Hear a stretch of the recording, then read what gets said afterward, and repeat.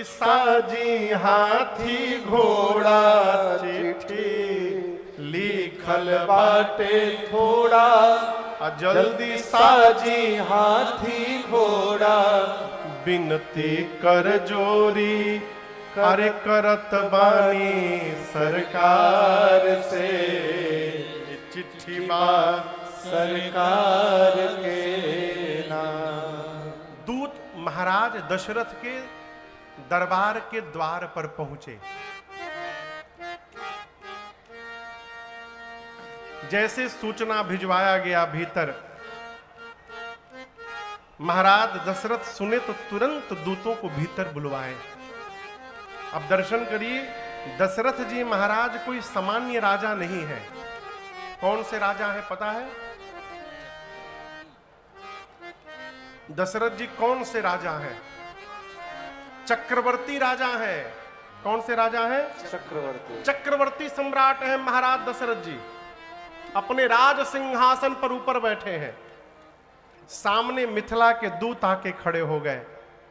मर्यादा कहती और नियम कहता है कि महाराज अपने आसन पर बैठे रहे और जो उनके मंत्रीगण हैं, सेवक हैं, वो दूतों से पत्र ले जाकर महाराज को दें। ये नियम है। दूतों ने प्रणाम करके कहा कि हम मिथिला से आए हैं अपने महाराज जनक का संदेशा लेकर के। दशरथ जी को यह पता था कि विश्वामित्र जी यज्ञ रक्षा कराने के बाद मेरे बच्चों को राम लक्ष्मण को लेके बक्सर से मिथिला चले गए हैं। और मिथिला नाम सुनते महाराज को यह समझते विलंब नहीं लगा कि इस पत्र में अवश्य मेरे राम लक्ष्मण के विषय में कोई संदेशा आया होगा। और जैसे महाराज सुने, गोस्वामी जी कहते हैं, मुदिता महीं पर आप उठी ली। आप दर्शन करिए, श्री चक्रवर्ती जी महाराज स्वयं सिंहासन से नीचे उतरे और जाकर महाराज ने स्वयं दूतों के हाथ से पत्र ले लिया। ऐसा क्यों किया महाराज ने? एक बात जीवन भर याद रखिएगा, जहां प्रेम हो जाता है वहां नियम समाप्त हो जाता है, और जहां नियम रहता है वहां से प्रेम समाप्त हो जाता है।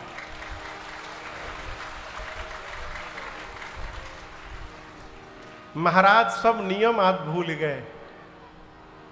जाकर महाराज पत्र लिए और इतनी बेचैनी है कि वापस नहीं आए। वहीं खड़े खड़े चिट्ठी खोल के पढ़ने लगे। और जैसे महाराज पढ़ना प्रारंभ किए, बारी बिलोचन मोचत बारी, आंख में जल आ गए।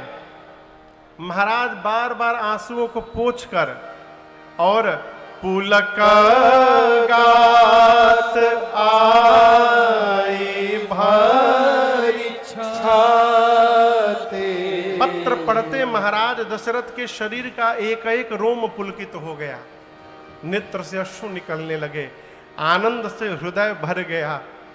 महाराज की सभा के जो मंत्रीगण थे वो बेचैन हो गए कि न जाने ऐसा क्या लिखा है कि महाराज इतने आनंद में आ गए। मंत्रियों ने कहा, गुरु प्रभु कृपा करके एक बार हमको भी पता चले कि उसमें क्या लिखा है। महाराज दूसरी बार ने पुनिधारी धीरा पत्रिका बाची, हरसी सभा बात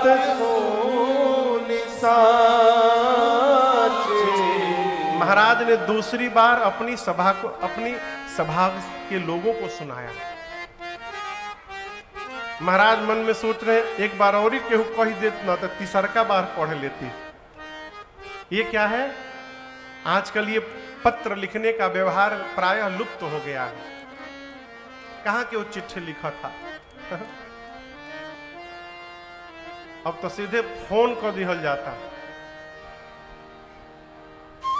पहले पत्र आता था ना, तो एक ही पत्र को लोग कई बार पढ़ते थे।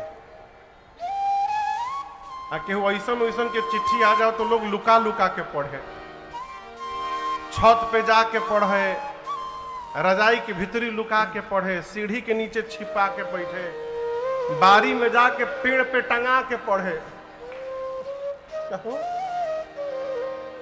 उसी दशा में महाराज है। अभी महाराज 2 बार पढ़े हैं, तब तक भरत भैया बाहर खेल रहे थे और आ करके प्रणाम करके बोले, पिताजी पूछत अति स्नेह सकुचाई तात कहाँ ते पाती आई। भरत जी प्रेम से पूछे, पिताजी पत्र कहां से आया है? महाराज बोले, आवा आवा बने बाँच के सुनाओ तनी। तीसरी बार महाराज ने भरत जी को सुनाया। अब किसको सुनाए? सबको सुना दिए हैं। दूत खड़े होकर महाराज की इस भाव दशा का अवलोकन कर रहे हैं। मैं भी आपसे कहा ना, प्रेम होता हो है तो नियम समाप्त हो जाता है। चक्रवर्ती महाराज है दशरथ जी, लेकिन राम जी के प्रेम में दर्शन करिए। महाराज ने दूतों को अपने बगल में बिठाया है। कहां दूत और कहां राजा, चक्रवर्ती राजा अपने बगल में बिठा करके तब नृप दूत निकट बैठारे। और महाराज ने पूछा, भैया कहू कुशल दो बारे, तुमनी के निज नयन निहार। महाराज बोले, भैया हमारे दोनों लड़के ठीक है ना, कुशल है ना? आप लोग अपनी आंख से उनको देखे हैं ना? हम बता रहे हैं कि वो दोनों देखने में कैसे हैं। श्यामल गौर, सांवले हैं और गोरे हैं, धरे धनु भाथा, हाथ में धनुष बाण पकड़े होंगे। बय किशोर, अभी उम्र बहुत कम है, किशोर अवस्था में है। कौशिक मुनि साथ, विश्वामित्र जी के साथ उनके पीछे पीछे गए होंगे। आप लोग उनको पहचाने हैं ना? दोनों कुशल हैं ना मेरे बच्चे? ये बताइए, जनक जी महाराज मेरे बच्चों को कैसे पहचान गए?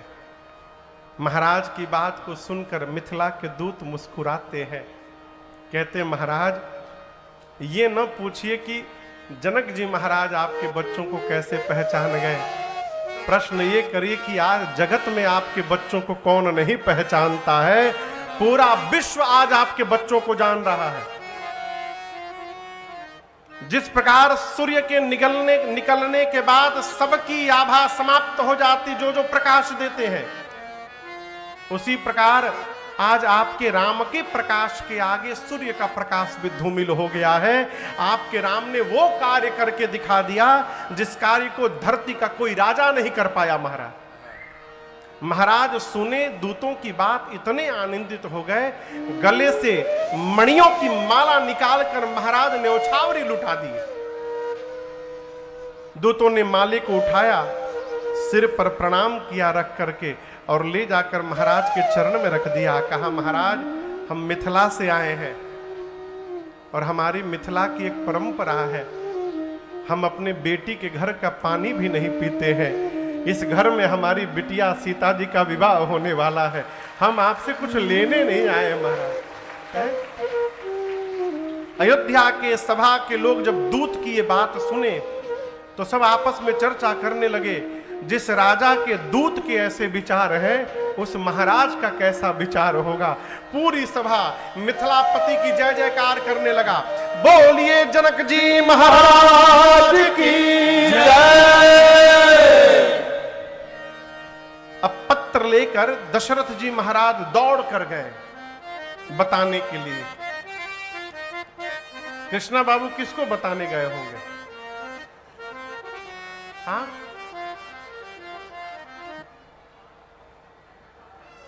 अपनी पत्नी को।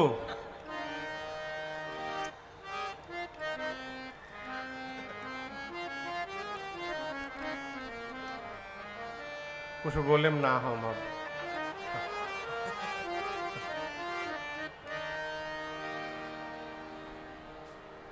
आज के आदमी मेहरारुए के लगे जाइए, डर बाकी नहीं खे डर। रुपेश बाबू गलत तो नहीं बोल रहे? वो ना नहीं बोल सकते हैं क्योंकि आज अकेले नहीं आए हैं। लेकिन आपको बताऊं, महाराज दशरथ रनिवास में बताने नहीं गए। कहां गए? अपने गुरु जी के आश्रम दौड़ के चले गए। क्यों चले गए? अब इसका कारण सुनिए। विश्वामित्र जी जब राम लक्ष्मण जी को लेने आए थे मांगने के लिए, तो दशरथ जी साफ मना कर दिए, हम नहीं देंगे।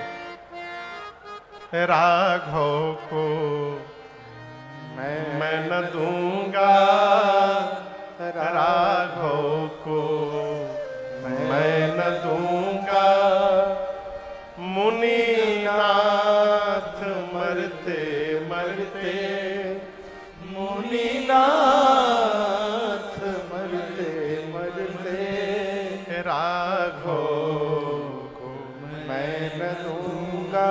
श्री दशरथ जी ने स्पष्ट मना कर दिया था कि मैं राम को नहीं दूंगा।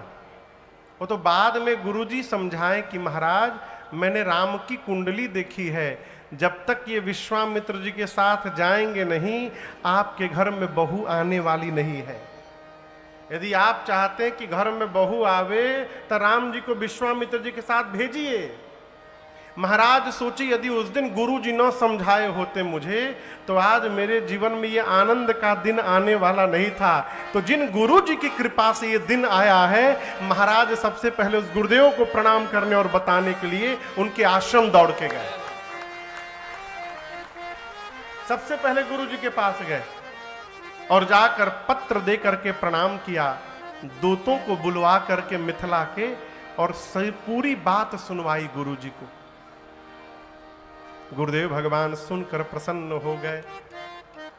बोले, महाराज आपको आश्चर्य हो रहा है, परंतु मुझे आश्चर्य नहीं हो रहा है। क्यों? मैं जानता हूं ऐसा होने वाला था। आप लोग नदी देखे हैं ना? कहिए, बीच में बोला करिए, हम पूछे तो। नदी देखे हैं ना? नदी कहां से निकलती है? पहाड़ पर से कि पठार नीचे से? बोलिए। पहाड़ से। कहां जाती है?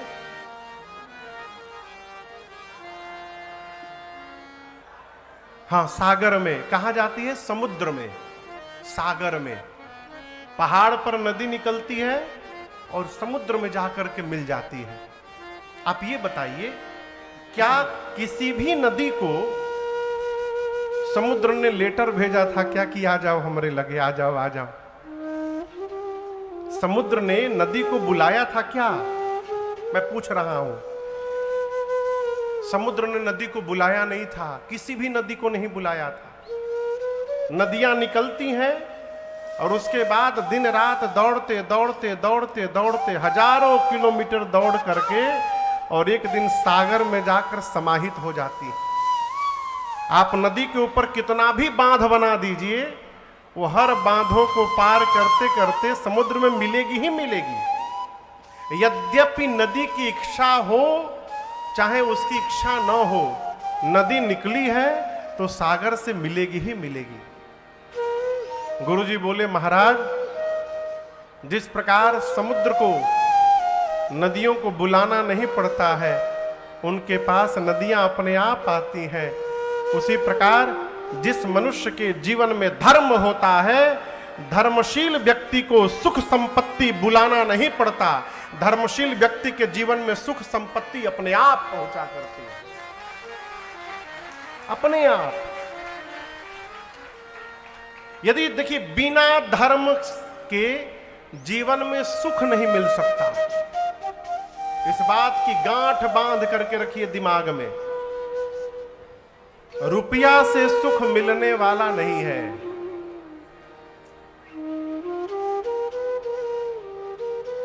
धर्म यदि जीवन में है तो हम अभाव में भी सुखी रह सकते हैं। धर्म यदि नहीं है तो हम संपूर्ण ऐश्वर्य प्राप्त होने के बाद भी रोते हुए दिखाई पड़ेंगे, बेचैन दिखाई पड़ेंगे, सुख मिलने वाला नहीं है। जीवन में सुख संपत्ति, अब यहां संपत्ति धन दो प्रकार का होता है कृष्ण बाबू, दो ही प्रकार का धन होता है। एक का नाम है धन और दूसरे का नाम है श्री। दूसरे का नाम क्या है? श्री। श्री माने लक्ष्मी। अब आप कहेंगे महाराज हमको कैसे पता चलेगा कि हमारी लगे जो रुपया है वो धन की कोटि में आता है कि श्री की कोटि में आता है?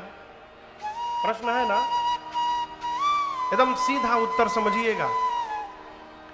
जिस पैसे के आने के बाद सत्कर्म करने का भाव जगे, जिस पैसे के आने के बाद कथा कराने का मन करे, यज्ञ कराने का मन करे, भंडारा कराने का मन करे, किसी की बिटिया का विवाह कराने का मन करे, किसी को दान देने का मन करे, किसी को पढ़ाने का मन करे, अथवा किसी के इलाज कराने का मन करे, वृक्षारोपण कराने का मन करे, गौशाले में सहयोग करने का मन करे, जिस पैसे के आने के बाद ये सब भाव जगे तो समझिएगा कि आपके पास धन नहीं आ रहा है, आपके पास श्री आ रही है, लक्ष्मी आ रही है।